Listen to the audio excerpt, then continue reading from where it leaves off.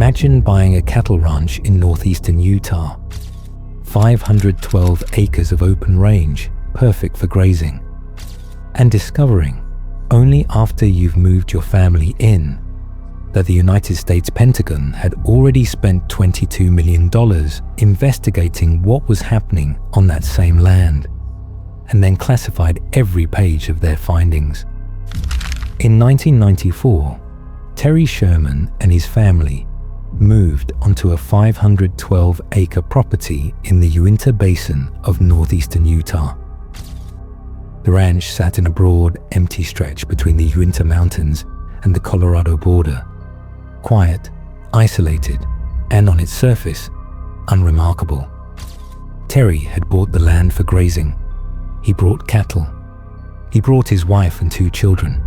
At first, it seems ordinary, but then strange things start happening.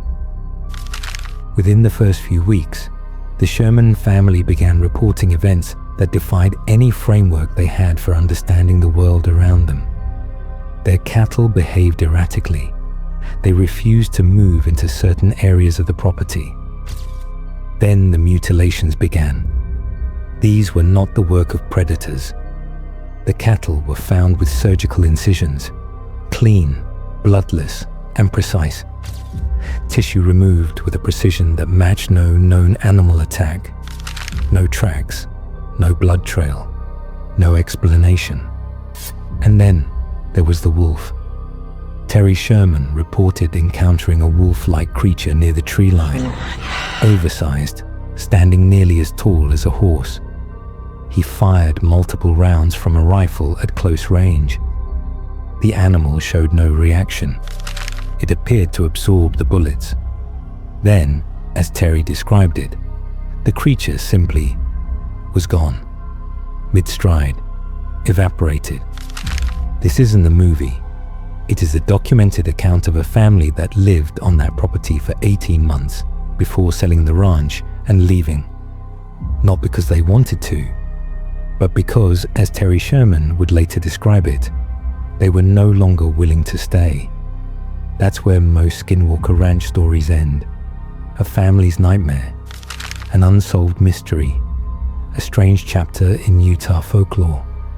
But the story doesn't end there, not even close.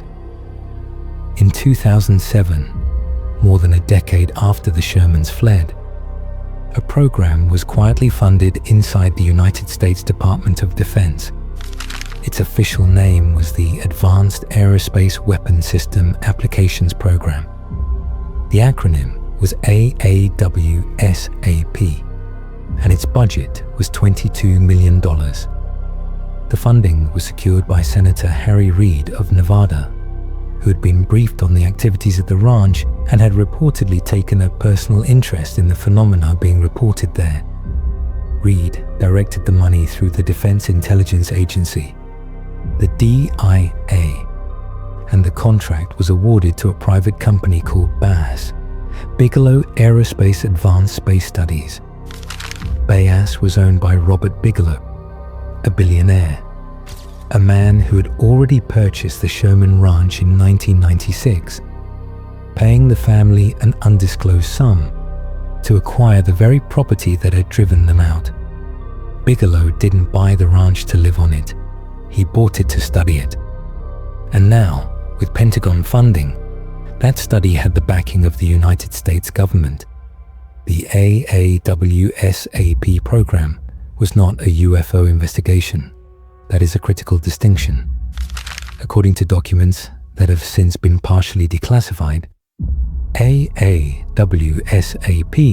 investigated the full spectrum of anomalous phenomena, not just aerial objects, but the kind of events the Sherman family had reported: cattle mutilations, poltergeist activity, cryptid sightings, electromagnetic interference, biophysical effects on human witnesses.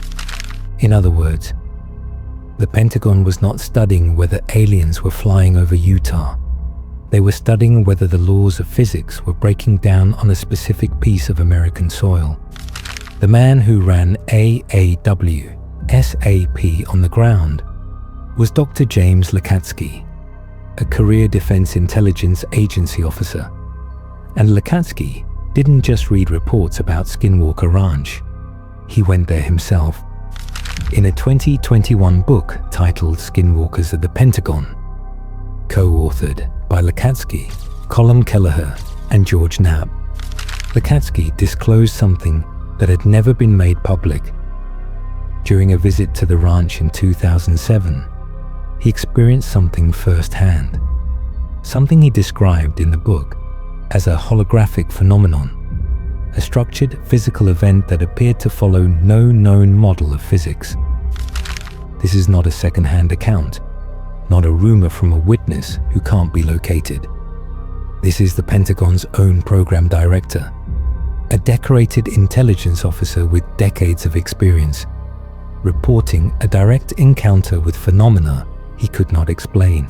And then, in July of 2023, something happened that changed the public record.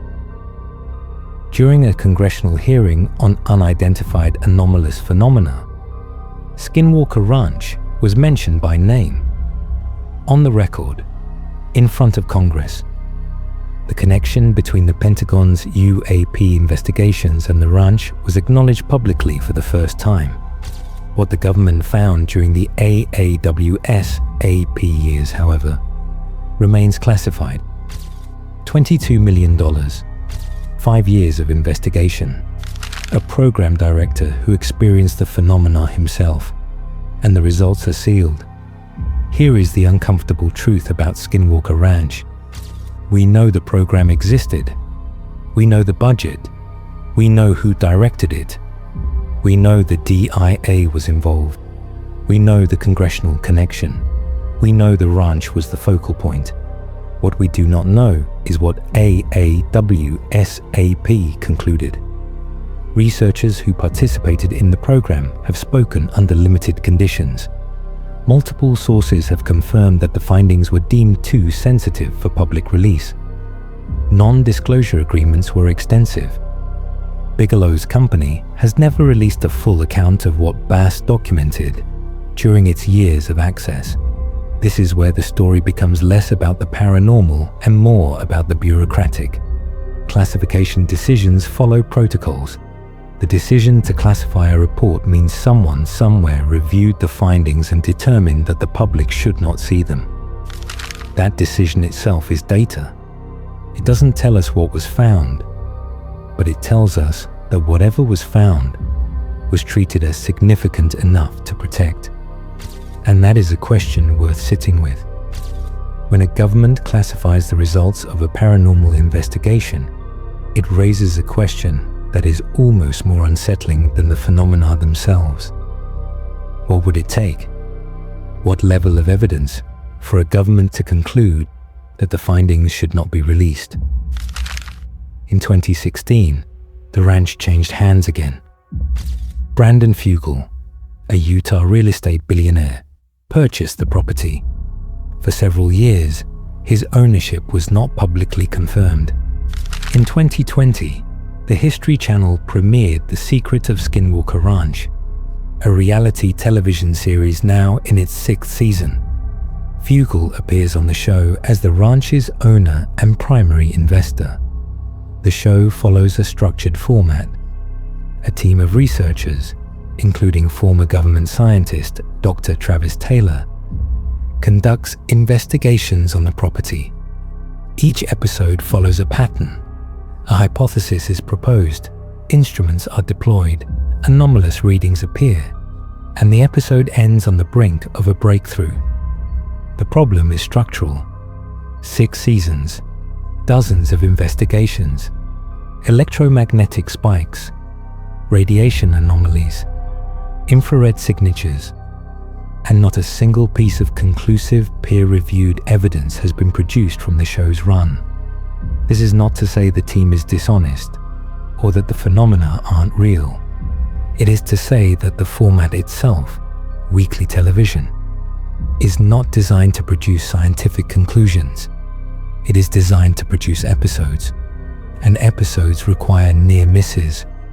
They require suspense. They require the sense that the answer is always one more investigation away.